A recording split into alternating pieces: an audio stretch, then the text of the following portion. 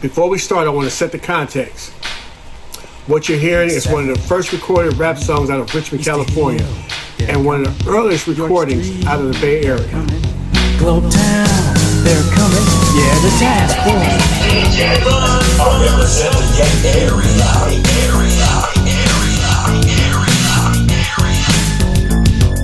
Attention, attention, yeah, you down there. This is the task force unit that's in the air. So don't turn your back or act innocent. I'd rather wipe your pants of the cocaine scent. No need to smile, it's not candy can run, and we won't stop. Yeah, let's go. My good brother. Yo, love one. Let me cut the TV off. Hold on. Man, you got a brick phone, cuz? You tripping. I'm like, what is that? Damn. You nostalgic like a mother. Bro, it's it helps me to take myself back, so to speak. You know what I mean? You got the fisherman hat on right here. That takes me back to the days of man. A lot of people, I don't know if they really realize that Richmond was very much on the united front. You still had North, you had South, but it wasn't until Sonny got that it seemed like that's when the South divided. You know what I mean? It was all locked in. They was all cool with one another. And a lot of North and Central was tied in with that too.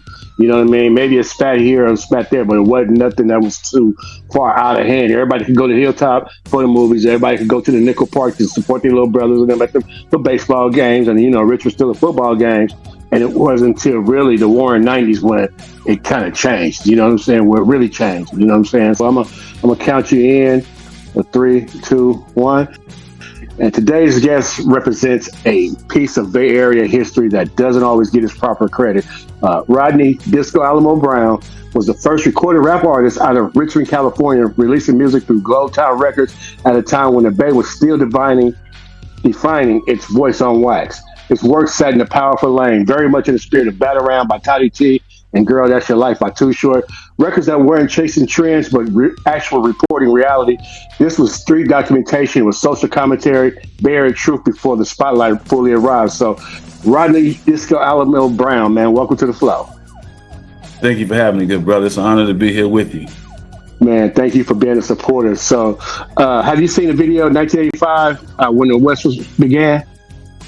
Yes, and I was very, very impressed by what I saw. It jarred a lot of memories. It made me think about really just the epic center of hip hop. I think around that time frame, maybe 85, 86, when it was really, really getting its propers and it was starting to get a lot of bandwidth and a lot of inertia. That time was a very, very important time. So yeah, that documentary that you did, man, that was spot on. Man, all glory to God, man. Let me ask you this question, bro. What do you remember about that year? Well, it was a year after I graduated high school. I graduated in 1984, and I wanted to be an accomplished rapper, of course, and I didn't know how I was going to get it done, which direction I was going to approach it, because, of course, rap music was relatively new, not just on the East Coast, but, of course, on the West Coast. When we're talking about music that was midstream or mainstream, records that were being played throughout the continent of the United States of America. And so my whole irony was I wanted to get in where I fit in, and I ran into a lot of roadblocks and a lot of detours along the way. And so that's par for the course, Ron. Those things begin to happen. And so that was my vast memory of 1985. Wow. With that being said, you mentioned that it was there. How was the hip hop in the mix for your life? Great question. I started really doing jingles and commercials, man, voice layovers in San Francisco at Independent Sound Studio with a brother by the name of Peter Buffett. I don't know if you're familiar with the Buffett family, the famed Buffett family, the Oracle of Omaha. His son had a recording studio and I auditioned for this little thing that they called the Pet Rock. This was in 1985. And this is pretty much how my career started, or shall I say how it got off the ground. And by virtue of doing the Pet Rock commercial, the voiceover for that, it opened up the floodgates for me to record my own material. Amazing, bro. No, I did not know that. And I do remember hearing about Pet Rock and stuff like that. Yeah, actual TV commercials and things like that. So you were part of the voiceover during that time? Yeah, I was part of the voiceover. Already getting your hustle on. Okay, then. Okay. And I want to ask you this next question, but I'm going to preempt it by saying what you were saying, that you you had a lot of detours and everything, because really there was no Def Jam, there was no Suture Records, there was no Profile Records, nothing like that in the Bay Area. You know what I mean? and we had a little company called, kind of little company called 75 Girls out of Oakland, and there was a couple of studios in Richmond, but yours is just a little bit different. But let me ask you this, because you were doing rap music, that's why I'm saying it was different, because they was like R&B studio. I think Tony started out in Richmond at Starlight Studio, something like that. I don't want to get too far ahead of myself and misstate what was going on, but I do know they did record in Richmond. The name of the studio I'm not 100% sure of. But do you remember if there were any other rappers in the Bay Area at that time, other than Too Short, of course? Yeah, there was an influx of rappers during that period, man. Motorcycle Mike, I don't know if you remember him, out of Oakland, California. Kimmy Fresh, she was another one. Oh man, I mean, it's an endless amount of rappers. I just can't remember each and every one of them during that time frame. But little less known people that didn't get, of course, mainstream play as we do today. But yeah, man, they kind of put their imprints in the Bay Area, man, and made some headway and whatnot. Right. And then I also remember the names of Calvin T and Magic Mike. Their names was floating around. They had a good sound that was floating around as well. Yes, indeed. Magic and Calvin, man, were what we call trailblazers as well. Those brothers really put a dent, and they literally put Richmond on the map, so to speak, as far as like reputable MCs within the confines of not just Richmond, but the Bay Area within its own right. So salute to them two brothers, man, for trailblazing the way that they did. Absolutely, and we hear their names with Short and them. Matter of fact, Short said he extended an invite. It was a panel just last week with B Legit, some of the pioneers of the Bay Area, and he extended out welcome, but they were not there. So we hear E40 them and B Legit always referencing Calvin T. I believe Mac Dre even did some. Mac Dre shares our birthday. Your birthday is on July 5th. My birthday is July 5th. Mac Dre is also on July 5th. So definitely some great names, just some great talent. You know what I mean? And most of them in their own lane and bringing their own style to the rap game, but definitely doing their thing. And so did you. You know what I mean? As you heard it before, we're going to go ahead and jump into this song that. Again, it's the first recorded rap in the Bay Area, out of Richmond, in the Bay Area. Am I right? That's correct, sir. Yeah, I was the first person to what they call a vinyl or phonographic record to be put on wax during that genre in 1986. And so the other folk came a little bit after me as being the first pioneer of Richmond rap. That would be me. And that was in 1986. That's correct. Man, that is amazing. And the newest documentary, man, and make sure you check it out. It says this is when hip hop basically went from the streets to the world. You know what I mean? That's when the sound was really out there. You understand what I'm saying? So as far as your record, it's called The Task Force, and it's by Disco Alamo and the Beat Professors. Who were the Beat Professors? It was comprised with two other brothers, Ramon Avalar and Marvin Salsa, who were a lot younger than I was at the time. They were merely 14 and 15 years old, respectively. But I noticed that these two brothers, man, had a bevy of talent as far as doing different things with this electronic machines that they had. You know, they had the 808 drum machine back then. And of course, Marv had the Synclavier keyboard and whatnot. But I had noticed I had went over to Marv's house one day, you know, just to kind of question him about certain things, and Ramon happened to be there. And I listened to the stuff that they were making. They had a couple demo tracks, and I was like, hey, it'd be good to get these two brothers to join forces with me as the background music, or shall we say the music and writers and producers of the music that I was later envisioning upon. Wow, and the rest is history. You know, shout out to Ramon, shout out to Young Sauce the Boss. Definitely one of the great producers out of Richmond. And let's go ahead and start talking about some of that history song. Your song, man, you started off by naming out some popular tracks in the Rich, P7, Easter Hill, York Street, and Globetown. Those were all dope spots in Richmond? That's correct. Those were places where folks can just, as they say, curve serve or walk up and get whatever particular drug of choice that they wanted. And so by virtue of that, I was sending out a hootie hoo to those individuals that was doing what they were doing, that the task force was somewhat lurking or looming around. Right. Yeah, and here's what I love about hip hop, man. Let me just drop this tidbit of information. I'm sure you'll agree with it. That to me, it's precarious in one way, right? Because depending on what you feel and how you feel, you can listen to a song that could either elevate your feelings or it can, bring you down to earth, so to speak. You know what I'm saying? But initially, we heard songs like "The Message," by Grandmaster Flash. It gave us a glimpse of what life was like in New York. And consequently, when we got "Girl, That's Your Life" by Too Short, it would give somebody who was in New York a glimpse of what life was like in Oakland. You understand what I'm saying?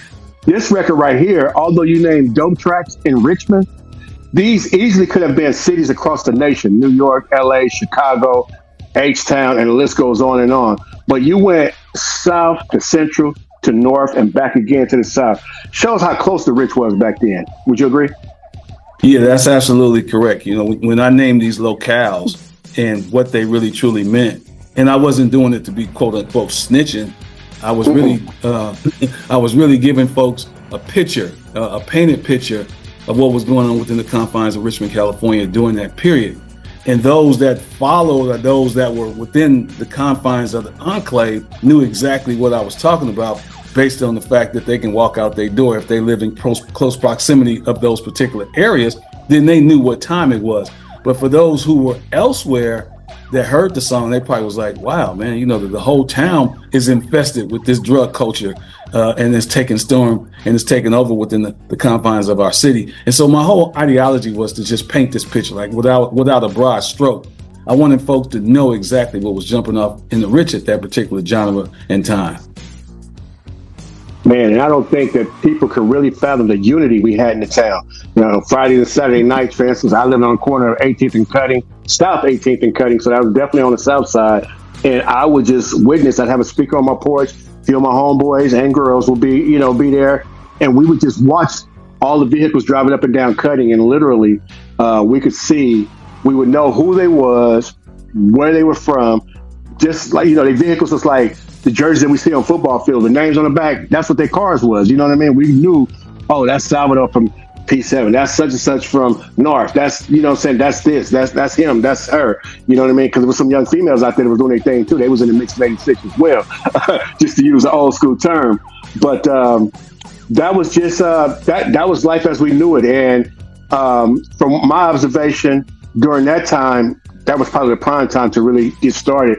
Not that we condoning drug dealing, but what I'm saying is at that time, you had a whole lot of crack addicts, so to speak. Well, crack addicts, spaceheads, what they was called back then, that were looking for a few drug dealers, and the ones that was bold enough and saw the vision early enough got in, and those were the ones that made a lot of money. Well, consequently, as the war in the 90s came around, the reason why there was a lot of wars and stuff going on is because now you have a whole lot of drug dealers looking for a few dopies, because what happened was a lot of them got rehab, they came to their senses, and they started leaving the stuff alone. And you have more people aspiring to be the people that they seen, just like I just illustrated, right?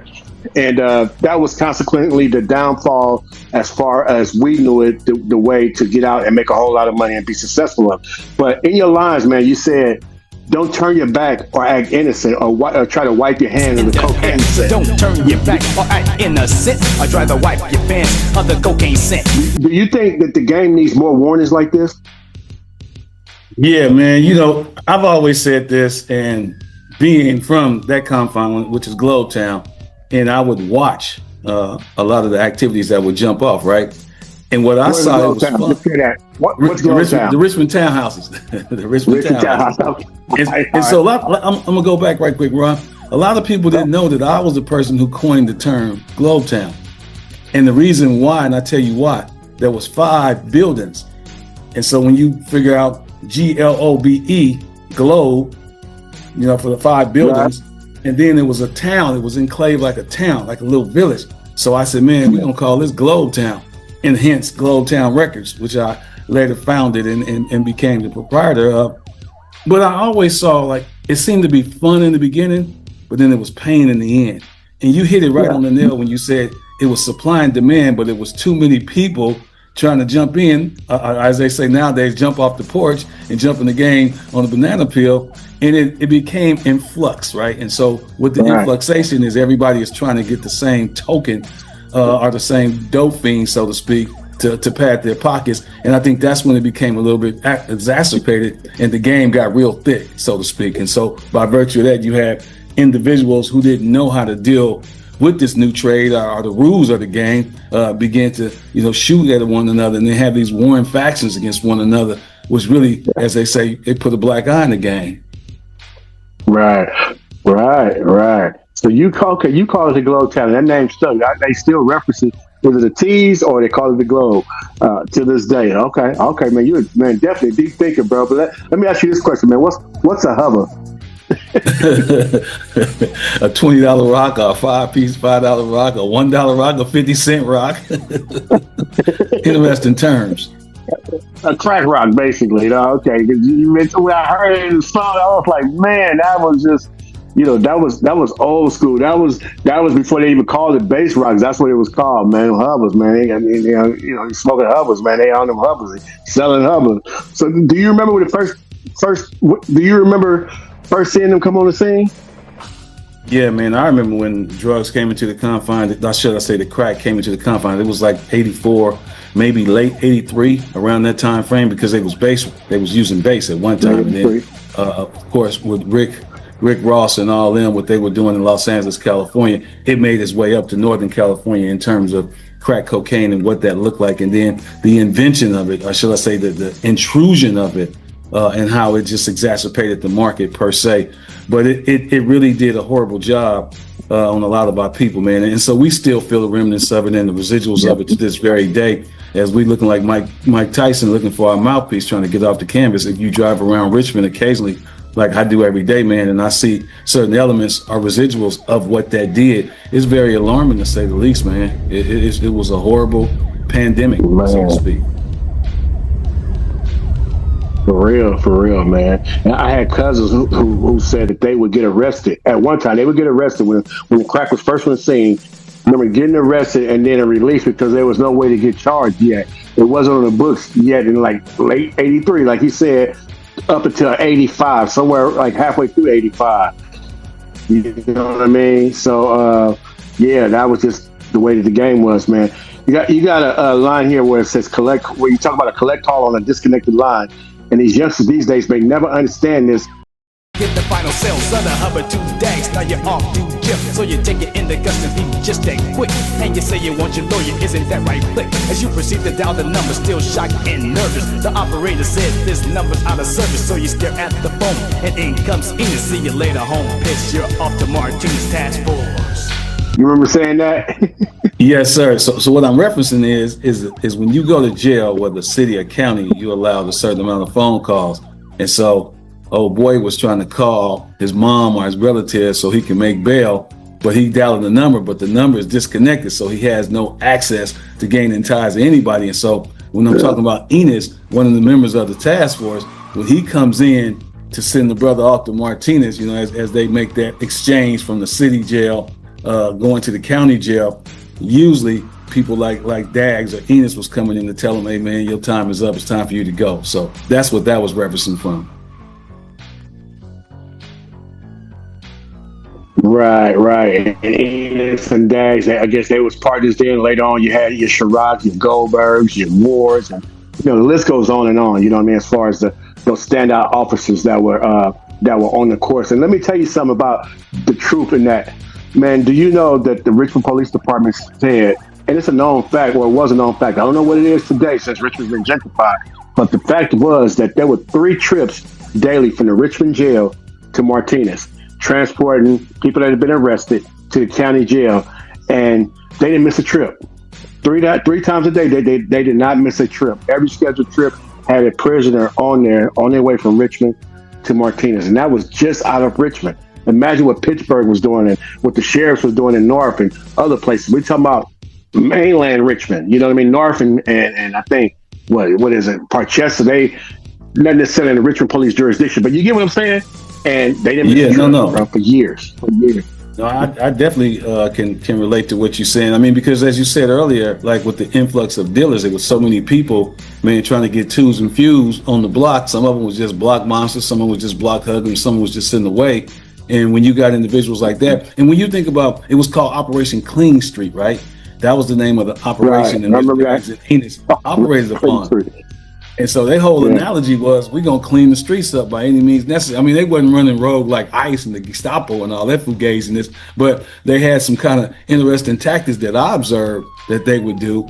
And so, again, being 19, 18 years of age, this was very interesting to me, man. It was almost like theater being played out right in front of our face, right? Not saying Romeo and Juliet, but it was real life theater, you know what I mean? It wasn't no political theater either. It was one of those things where nobody could have predicted this, man. It was like an April Fool's joke that was played on us. And when we talk about all of our friends, like I tell people and they think I be joking, like I've been to more funerals than I have weddings and graduations. And I'm talking about via the crack era.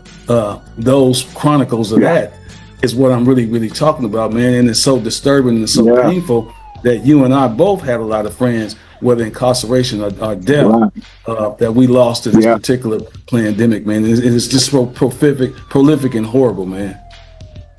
For real. We got homeboys that's just now coming home after doing 30 years and stuff like that. And it's crazy.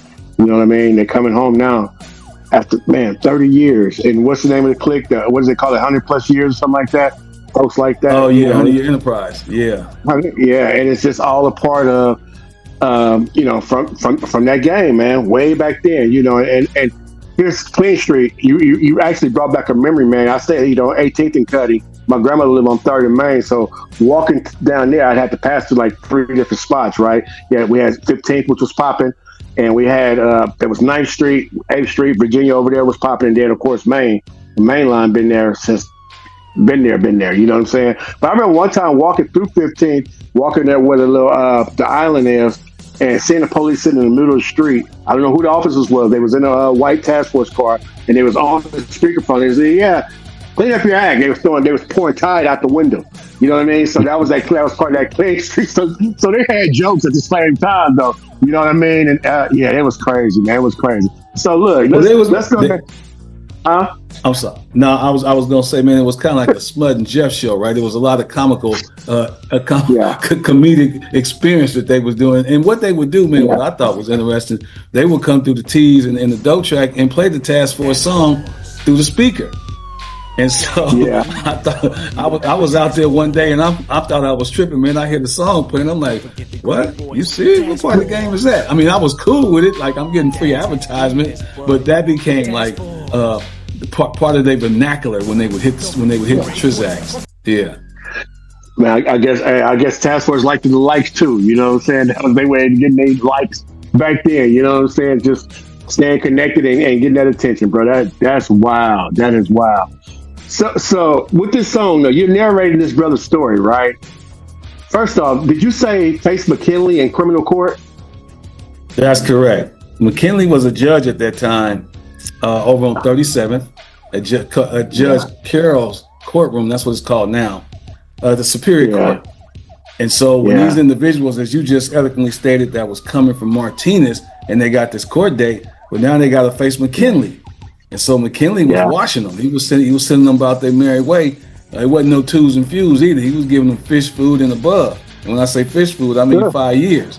So they wasn't jiving around, man. The laws became a little extensive when what's his name? Golly, Bill Clinton became president.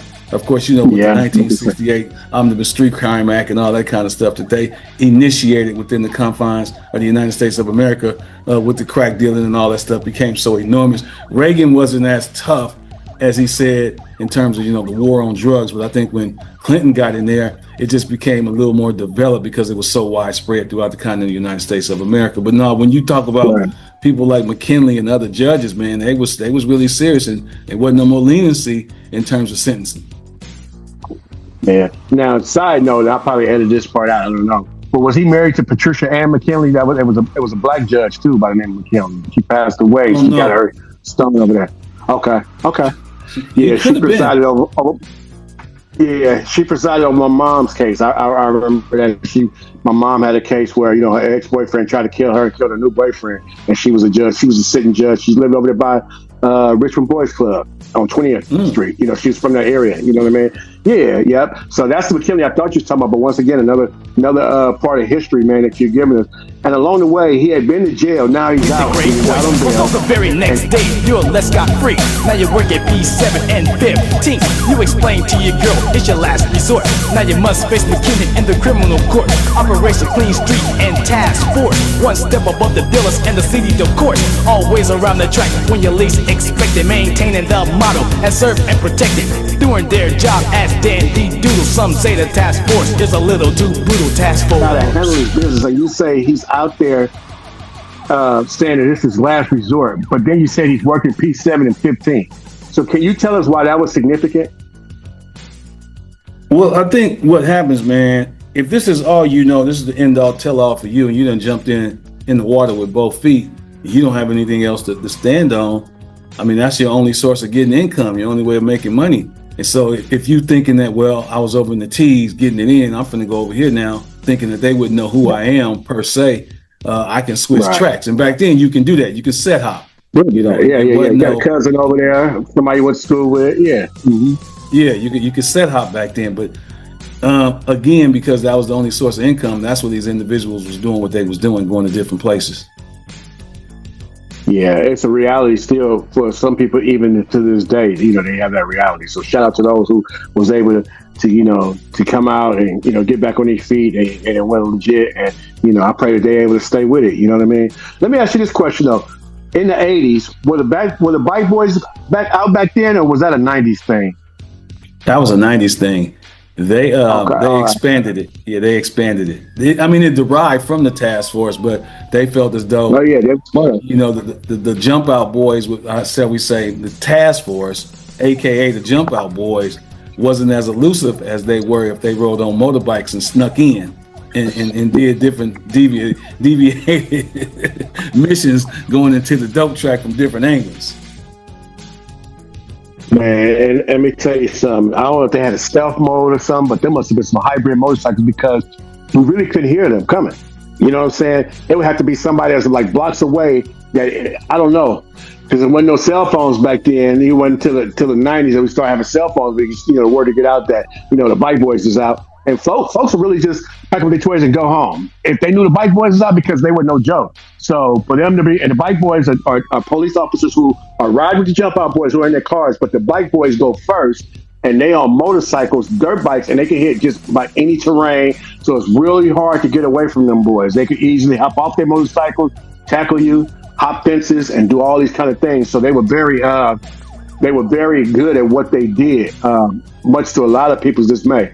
You know what I mean? They was serious with it. And then on your line, you say if you never see the unit when they rode 3D, talk about them jump out boys, right? They 3D, yep. One of them driving, and then you got two of them that bounce out on you quick. So you guys realize this too, like the task force didn't come in the same car all the time. Nah. So you didn't know what they was looking like or what they was coming with, because they would switch up them vehicles all the time, and that way you caught off guard when they roll up. Like I said, they roll 3 deep up and down the rugged Richmond streets. Yeah, you just didn't know. That was their altered way of catching you. Yeah, an all white unmarked car, all black unmarked car, sometimes a SUV of some sort, or just rent a car, just a car, and just come through. You know what I mean? Decoy. Well, Oakland call them decoys, but definitely will come through on the under and get on a few people's too. So back to the production, man. You said Marvin Starr also produced this. Ramon was a producer as well. That's correct. Yes. And who are the other names on production on the album cover? Peter Buffett. Yeah, Peter Buffett and Mary Buffett. They were husband and wife. Those were the engineers per se who lived in San Francisco, who helped us along the way in terms of getting that production done and getting that record finished. Right. And of course, Young Sonny Productions, rest in peace. Yeah, Sonny and I, man, he always wanted to be involved in the music industry, and so I gave him a nice offer that he couldn't refuse. And I told him, I said, why don't we just collaborate? You can be the executive producer and I'll be the producer, and then we'll come together in the terms and figure this thing out. But the whole irony was we had a R&B group called Destiny. I don't know if you remember them, and they was kicking up a little dust back in the day. They had a song called Cinderella, and so we didn't put that one on. Sonny wanted to have his own record company, so he said, I'm gonna call it Topside Records for the Topside Players. I don't know if you remember that. You might have been a little bit too young back then, but anyhow, he had a record company that I helped him start called Topside Records. And so Rico Crowder, Mark Sockaram, not Chris Hughes, I forget his last name, but anyway, it was about 3 or 4 cats that was in their singing group, and they was traveling around the Bay Area chitlin circuit doing shows and whatnot. But the song Cinderella did extremely well. It did very, very good here locally in the Bay Area.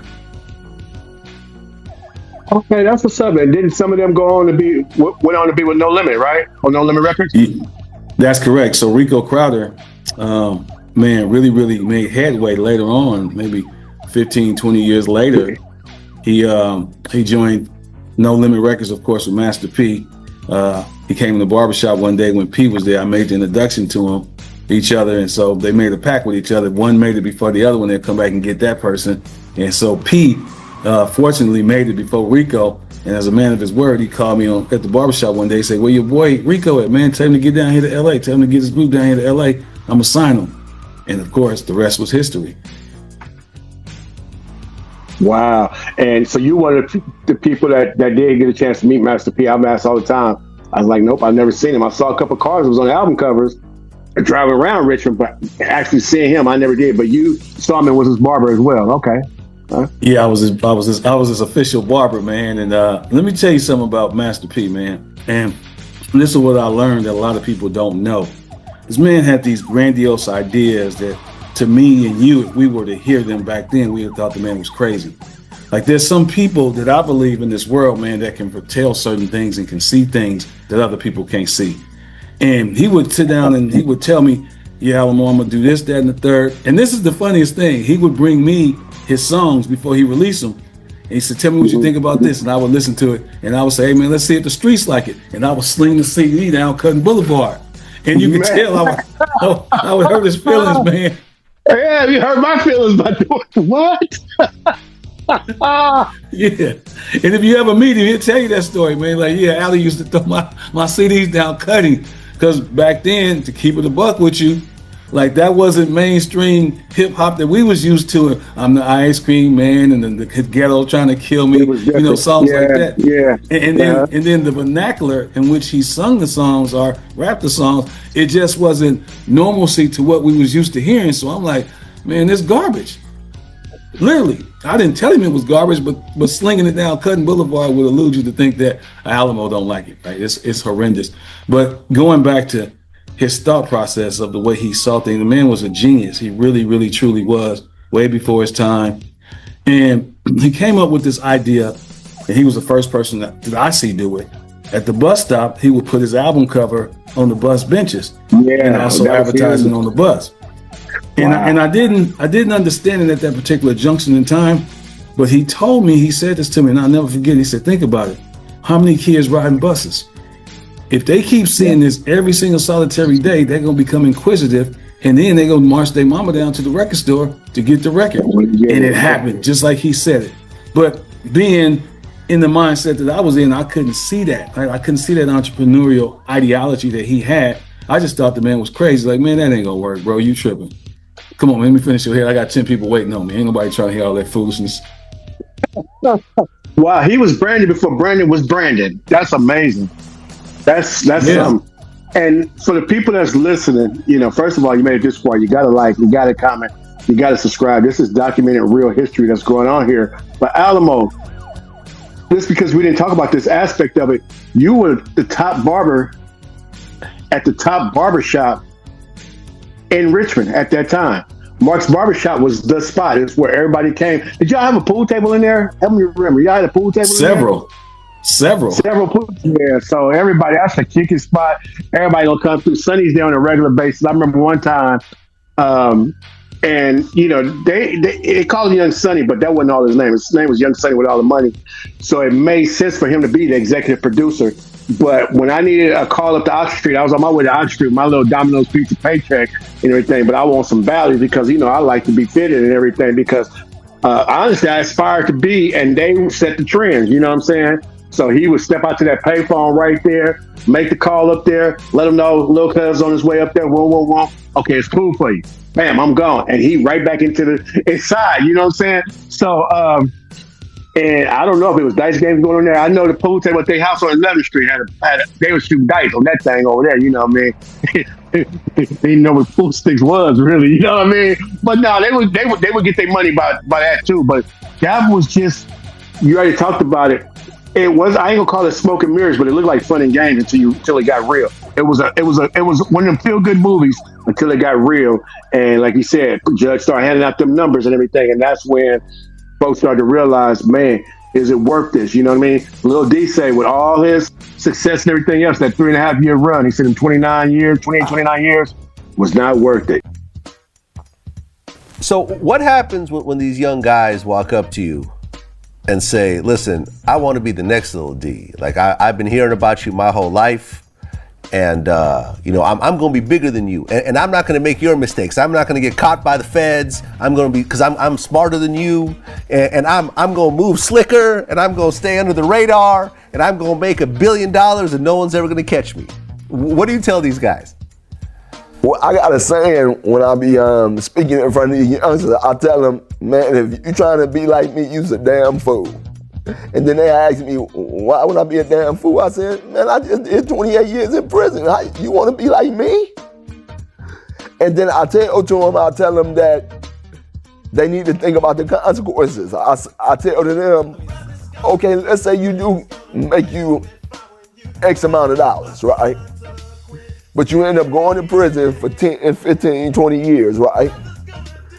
Ask yourself, is that worth you doing? And then if you come to the conclusion, yeah, then live with that if you get caught up. And those are the type of conversations I had with. Let that be a lesson to any young people that are listening in. And let me ask you this quick question. You mentioned Sonny, was T-Mob or See the World, were they involved as far as the production and everything, or the process? Well, they weren't involved like as far as like day-to-day operations with production and things like that. But I remember See the World would take me to San Francisco to record. He'd taken me over there a few times, man. And it was just an interesting thing for him to see the inner likings and the inner workings of how a studio worked. Like that was his first time ever being in a real studio. He was mystified. He was like, wow, this is amazing. All the components and the structure and all that good stuff. And he really enjoyed going over there with me, man. He really did. I'm sure he did it, and if you know who See the World is.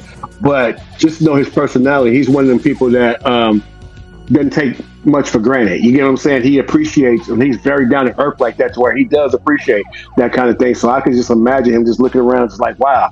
You know what I'm saying? He was that type of guy, so to speak. You know what I mean? And you wouldn't believe who gave him that nickname either. See the World? Yeah. What was it? What nickname? I gave him the nickname See the World. Yeah, bro. Yeah. He rolls with that one, man. He liked that. Yeah, and the reason why I did that, matter of fact, we was on our way to San Francisco. This is a true story. If you ever see him again, he'll tell you this. We on our way to San Francisco. He drive me to San Francisco in the gold Benz. And I said, yeah, man, when I make it, man, we're going to go see the world, man. And so that's how the name stuck, See the World. Now I'm talking about S-E-E, but he took it as C, the letter C, D-A-W-O-R-D. Yeah. So that's how the name See the World came about, man. We're going to see the world. Let me ask you this question. Was that before or after he got to see that gold tooth in his mouth, man? He had the gold tooth in his mouth. Oh, that was way before. That was way before. Man, you took him to a whole other level. He stepped his game up, man. That's my guy, though. Bro, when I call him, man, he answers him, man, and when my mom was still here, how Sherelle doing and stuff like that, man. A good dude, bro. Like I say, he was a good dude. On the album, you shout out a couple of other names, right?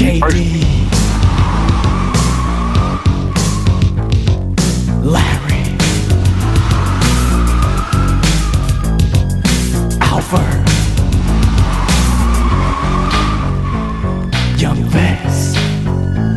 Right, first KD. Y'all still maintain a relationship to this day? Oh yeah, man. I've been knowing KD since I was a knee high to a tadpole, man. And honestly, like KD and I used to run around the tees when we was little kids, man, and getting a little ruckus and doing a little foolish stuff. And so, as we get older, man, we go different routes and we begin to venture and do different things. But yeah, man, he was always had a soft spot in my heart for that brother, man, and still do. Yeah, man, he's a real cool dude, man. He was one of the ones that I didn't know him, but I knew who he was. He drove that gray Mazda truck with the 615s in the back, man. He had the top chop, and he, bouncing up down the street, rolling up and down cutting. So I knew that's KD. You know what I'm saying? And I got to meet him though once I started DJing around 2005 or something like that. Man, he was a staple at Rudy's. And that's how I got to know him, and got to know his heart because I remember reaching out. I had his phone number. I called him for something. He didn't answer, but the voicemail came on, and he was spitting some real spiel, man. He was saying talking about the kids out there because during his time, that's when Rich was in a state of emergency. They called it as far as the shooting and stuff. And he said, "Man, you got to talk to your kids. If you don't, I am." You know what I'm saying? And stuff like that. I said, "Okay, this is a real brother who has matured to the point to whereas he realized what the streets is and what it ain't supposed to be." You get what I mean? So definitely love in my heart for that brother, man. You also mentioned a Larry, man. Is that Larry Dorton? Yeah, rest in peace, Larry Dorton, man. Rest in peace, Larry Dorton. I would see him occasionally, on the track in Globetown and one of Sonny's boys and whatnot. And Larry was a really, really cool dude, man. I like Larry a lot. Larry was real good folks, man. And so unfortunately, he passed away. May his soul continue to rest in peace. But yeah, the memory of him, man, he was always a solid brother, man. Man, and he was one of them cool dudes. If I'm not mistaken, he's one of the ones that got a lot of time and ended up passing away while he was in jail. But let me tell you something. One of the littlest dudes in the clique, man, but had a heart bigger than anybody, bro. And I remember him, man, he took off on this big dude coming out of Hilltop Mall. I was on my way in the mall. He was coming out of the mall. And he's like, yeah, what's up now? And he just jumped up and just started going in on Bay Boy. I was like, man, Larry a fool, man. You know what I'm saying? With it, man. You know what I'm saying? So yeah, rest in peace to Larry, man. Also Alfred, man. I think I heard the name before, but I can't say that I knew Alfred. Yeah, him and Kevin used to run together real tight, man. Alfred, man, he was a little older than us. He might have been about 4 or 5 years older than me at the time. And KD is a year older than I am, 2 years older than I am. But yeah, they were really, really cool brothers, man. That was, doing their thizzle and the teas and whatnot around that time frame of 85 and 86 that I can recall. But yeah, those were some cool brothers, man. For sure, man. Now let me ask you this: whatever happened to Young Vest? He around. He went to jail. He went to prison for a little while. He did. Gone for a minute. I know that. Yeah, so Blast was gone, and I think it was 2023 he came home, and so he's out the way working. Yeah, being responsible. That's what's up. That's what's up, man. It's a shame. For some of us, that's what it takes. But I'm glad to hear that report, man. I used to think him and Moochie was brothers, man. But I think it was an uncle and nephew type of thing, man. And shout out to Moochie, man. Rest in peace to him too. But Vest used to always wear that double goose coat with the fur collar, man, coming through Kennedy. And you're a Kennedy graduate too, so Kennedy was the school in Richmond, Fast Times at Richmond High, or whatever else you want to call it. Kennedy was that. You know what I mean? Everything that went down in Richmond, Kennedy was like the epicenter of it all. You know what I mean? That's where everybody wanted to go to be seen and everything else. So on them days when Mooch and JoJo and Lil Noose them and everything, when they came to school for the little bit of time they came, you thought, man, fitted to the nines and silk shirts and valleys and everything else, double goose coats on the cold days and everything else, and fly silk shorts on them hot days. You know what I'm saying? So I was a part. They were all part of that Glowtown clique, man, and they just was they was campaigning. Put it like that. None of them had no cars yet, but man, the walkthrough was prolific, bro, to say the least. You know what I'm saying? That's just how it was. Yeah, man. Before we close it out, man, you got anything else you want to say, Eric? No, man, I just really appreciate rapping with you, man, and chopping it up and going back down memory lane. Although some of it was spectacular and then some of it was devastating, but it's still a part of the history that you and I both lived and seen through, man. And I just praise God and thank God, man, every day to having gratitude for allowing us to see that, and then the growth take place, right? The maturation take place from boys to men, and it wasn't an easy task, growing up A lot of us didn't have fathers around, man, especially in the T's and outside in the outskirts of the townhouses. And so it was rough, man, just trying to learn how to maneuver ourselves through this tangled web of fugaziness and just understand it now as grown men with children and grandchildren. I'm like, man, well, we made it through some of the roughest periods that we seen within the city of Richmond, California history, man. So if we can make it through that, man, I'll be like, I can make it through anything. Like that ain't the worst day I've ever had. You know, when I be going through whatever I'm going through, I always tell myself, like, this is just a test, like PBS, right? The broadcast system. Yeah, I like that, man. I like that. Well, you didn't know me at the time, but you actually, the first time that you come in here, the one time that I said, I'm going to go to the best of the best, man. I went right before senior prom, man, in 1991, and you was my barber, bro. You faded me up real tight and everything. I had the hammer curl on the top, and, you know, you blended that on in and everything, you know. But honestly, no, seriously though, I was just like a nobody looking at the somebody seeming to make money off everybody. They wasn't worried about nobody, you know what I'm saying? And, you know, I come to find out after life has taught me so much from 1991 up until now, to whereas you're right, bro, a bad day on the free side is better than anybody's good day locked up on the inside. You know what I'm saying? I think I speak for a lot of people that have been there, done it. They would agree with that. You know what I'm saying? So, you know, yeah, it looked like fun, everything else. You know, a lot of people had to experience their ups and downs, but the fact that we're still here is truly a blessing, man. It's a blessing from God, you know what I'm saying, to be able to talk about it, and, you know, those highlights and everything else is just, it's my pleasure, bro. You know, that's what I do with the music and everything else. Yeah. So when I was doing Battle Ram and I thought about your song, I said, oh, I can't talk about this without showing, bam, well, you know what I mean, a part of my town and our history. You understand what I'm saying? And you're definitely you're right. A part of it. Yeah. Well, there you have it, y'all. This is what I call hashtag Real Richmond history and a true Candlelight special. Hold on. Before we close it, man, is there any chance of another Candlelight reunion? Well, we're going to do a hybrid version. So this year I'm turning 60 years of age, right? And so my daughter been talking to me. Yeah, she's been talking about, well, let's just do a big birthday celebration for you. I don't know where, but I'm thinking like, man, we might have to bring round 2 back into effect, right? With the Candlelight, and just kind of infuse both of them together, right? Because I mean, I don't do the party thing or nothing like that, but it ain't every day I'm turning 60 years of age either, right? So I'm thinking, man, we might have to call you back in, man, for round 2. You heard me? For that milestone, man, I'll be glad to be there, brother, with bells on, man. That was quite frankly one of the best parties I've ever been a part of, man. I can't think of nothing that topped that one. You know what I'm saying? We try to replicate it, but it wasn't on that level. The attendees, the atmosphere, and everything else, it took you back to 1986. Like, real talk, like that's the way that it was way back then. You know what I'm saying? So yeah. No doubt. I think all the stars aligned. That's what it primarily was, because it had never been done before. And so when you start pulling the heartstrings of people who was around that particular segment in time, you can reincarnate that. And so, like I said, timing was the most important factor in it. It was the benefactor in it, and that's why it was so successful, I believe. Yes, sir. Yeah, and I believe it's because anybody couldn't have done that. That's because you did it.